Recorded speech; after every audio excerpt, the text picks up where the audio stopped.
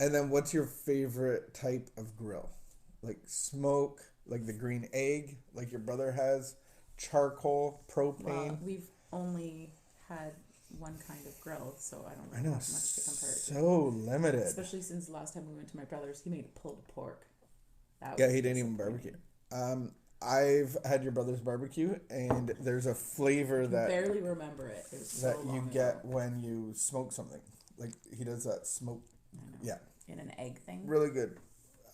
I've been looking at I don't. I've been looking at the wood pellet barbecue where it brings in the wood pellets and grills it from the bottom. But I'd like to try it first before I You think thought someone's about gonna give purchasing. you one? No, no, no. I They just came out that because a smoker has the fire off of the meat, so the heat and then a grill comes from the bottom.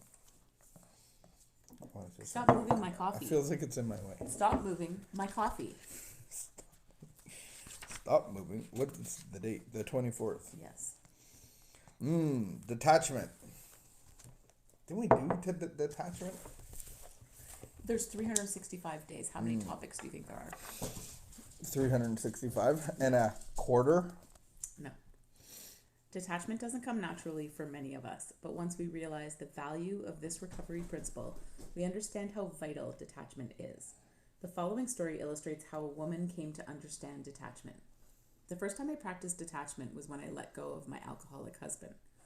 He had been drinking for 7 years since I had married him. For that long, I had been denying his alcoholism and trying to make him stop drinking. I did outrageous things to make him stop drinking, to make him see the light, to make him realize how much he was hurting me. I really thought I was doing things right by trying to control him.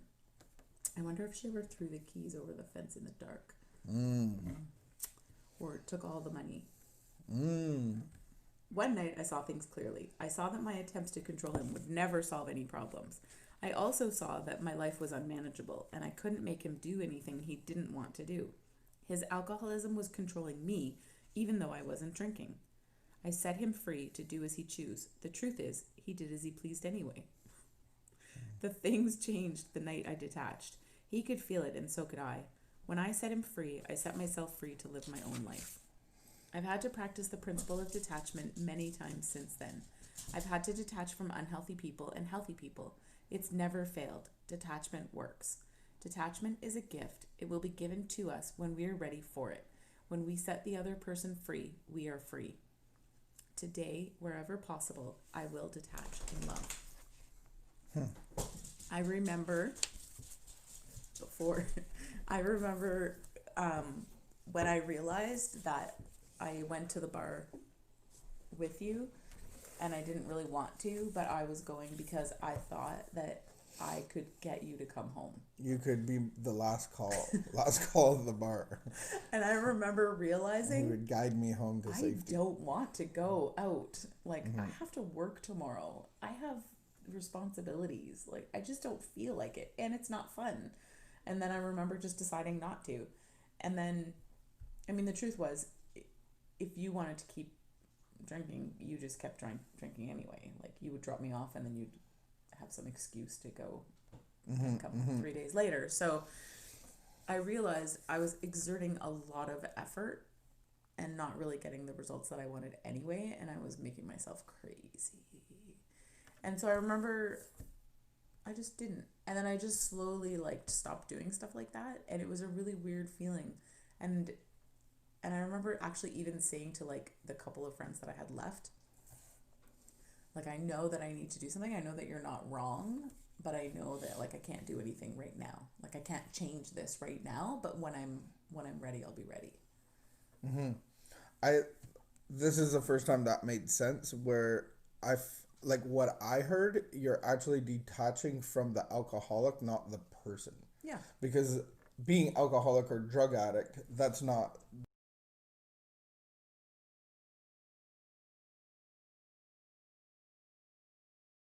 so you're not actually detaching from the loving person in the relationship. You're actually detaching from the dysfunction. But it's really difficult concept because Yeah. when I'm trying so hard to control and I'm trying so hard to fix the situation, and like I actually know better. Like, I know what you should be doing, and so I let you know on a regular basis. And if only you could, and or these things, it's crazy making. Like, it really is. And so the level of frustration and anger that was like under the surface, that I didn't really admit, but was under the surface. And then it was slow. Like, for me, it was slow of like, okay, I'd stop doing this, and then I'd stop doing that, and then I stopped doing this, and then I started doing this for myself, or doing that like for myself, or like I mean, a big one for me was making sure that I got to bed at a good time. Like, how do you go to sleep when you don't know where someone that you love is? And so I think a lot of parents go through that of like, they're awake all night long, and then for some reason, all of a sudden it made sense that like, that actually me staying awake wasn't actually helping, and it wasn't actually gonna, me phoning you over and over and over wasn't gonna make you. It makes sense even for a parent to detach from the dysfunction, the addiction, and so you can actually help somebody better. And I know that when you left and took, like, shut everything down, it was the only time where I actually had to get help for myself. And I think the partner condones and enables without even meaning to, but a good place, but you're led into doing all that stuff. It didn't just happen overnight. So I like that concept of detaching from the unhealthiness, but not detaching from people. Like, not being like, oh, I got to cut everybody off in my life. It's actually detaching from their unhealthy cycles and not being a part of that, but still loving the person. Yeah, and everybody, like, I had to navigate that for myself, and my story wouldn't look the same as somebody else's story.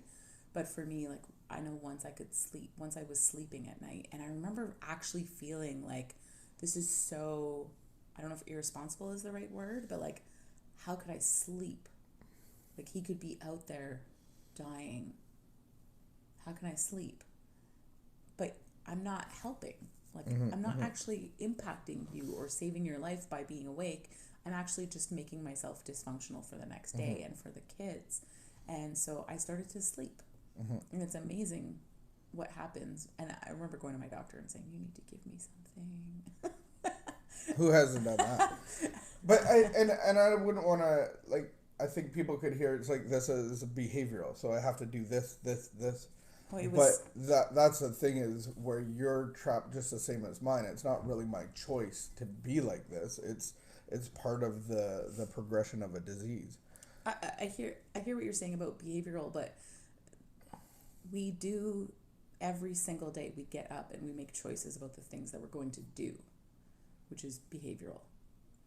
And so I understand that there's a state of a mind and a spiritual presence and an emotional presence that's behind all that. But the reality is, like, if I do nothing, if I never make a choice, if I just let life happen to me, so it's not Or about, would you consider it's not about doing, it's about being? So in recovery? No, because there's still, I don't know why you're trying to make a distinction between that, because I have to make choices every single day about the things that I'm going to do. Am I going to wake up? Am I going to shower? Am I going to plan of action? And so there has to be actions that happen. If I waste away, which I've done in deep sadness and in times of really bad chaos, I would call in sick and I could not function. I mean, I would get the kids to school or whatever and then wind up back in my bed. And that, but the days that, like, and you could do that for a few days in a row, and I know that I just would get worse and worse and worse. The days that I got up and showered and was like, actually, something needs to change. Like, something needs to change. And then that early saying that I heard of, when nothing changes, nothing changes. And it was just like, not everything is within my power, but what is something that I can impact. Now, my strength, where did my strength come from? Where did my wisdom come from? Where did my peace come from? That didn't come from my behaviors. I think the behaviors came out of the, like, I centered myself. So I went to meetings. I had started praying. They were desperate prayers, but I had started praying. And so I think the actions came out of a place of centering, a place of like asking for outside help and trying to be emotionally and more mentally and spiritually fit. Well, and we've been talking a lot about this, and I have analogies that you don't like. And so the one that you liked was what my mentor had said way back in the day was you sit in a barber chair long enough, you're going to get a haircut. But you can't actually give yourself the haircut. You have to be willing to sit there and wait. Whether it's waiting, I don't know how long you wait for, but... Poor Jordan's been waiting a long time now. Jordan Kenny, I know. His hair he made an people appointment. are not back. I know, but with someone else. So, but that's about the recovery. It's like, Yes. It's that heart transplant. Like, I can't do the surgery on myself, but I have to be willing and I have to be surrendered to lie on the table to get the heart transplant. And out of that transplant, the love of God gives me a new heart, then my actions change. Yes. And so we can't change our actions to come to God. We have to be willing to sit in the chair and wait for the barber. And like, I have to be still, not do still. So there's that. We're so eager to do and to like, I have to do something to save my hide. I have to do something to make everything change. It's almost like the difference between like a frantic running around. You know, you can just picture like the frantic, you know, someone packing to go on a trip and they're just like, it's last minute, and so they're just frantically running around and throwing stuff in the bag and just, you know, what could I possibly need? But I feel like that is how I lived most of my life. Always packing for that trip Just like frantically that you're never going to go on. And then I think then I came to a place in life and in our relationship and with your addiction where I just realized this is so much bigger than me, and I am just like frantically throwing this stuff in or throwing these things out there. Maybe this will work. Maybe that'll work. Oh my goodness. I remember laying awake and phoning your cell phone repeatedly, nonstop. Good thing I had 3 others. No. Because I was like, I am going to tie up his line and then he won't be able to get a hold of anybody. And then what? You'll just come You've home actually made my happy? phone useless. Yeah. Like, I'll show him. The bottom line is what we worship will change our heart. So like the wedding day doesn't change our heart, but the marriage changed our heart. And then you add kids and then that changes your heart more. So whatever you worship, like whether it's alcohol changed my heart over the course of probably 2 years. My mom noticed that I did different things. I went different places. My money, I remember back in the day when the bank statement would come to your house and they would open my mail and it's all liquor store and gas station receipts.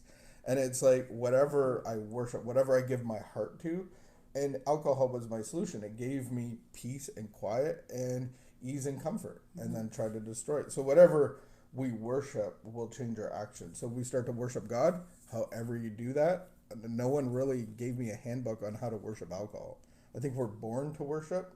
And so how do you enter into a relationship of worshiping God and not the sick alcoholic or drug addict? Because I think that's... And I think that's what happened with me is there was a moment where I said, like, actually, I can't keep doing this. And do I believe that there is actually a God? I think I did. That was one thing that I didn't understand, but in the back of my mind, I just believed that this creation didn't just happen and that there was a creator, and I can't make sense of it all, but I just can't escape this feeling that there's a God who loves me and cares about me. And then I just remember stopping, like just slowly stopping. All the franticness seemed to subside, and then some sort of like peace settled in. And even though it felt like everything was swirling around me, it was like this peace had settled in, and I was like, I think I'm gonna be okay, and I'm just gonna do the next thing that seems to make sense. I'm okay. I'd be okay. Yeah. Our little friend always says that if he falls. I okay. I okay. Yeah, good I will take that today where I detach from the unhealthiness, but not from the actual person. Mm-hmm. Yeah.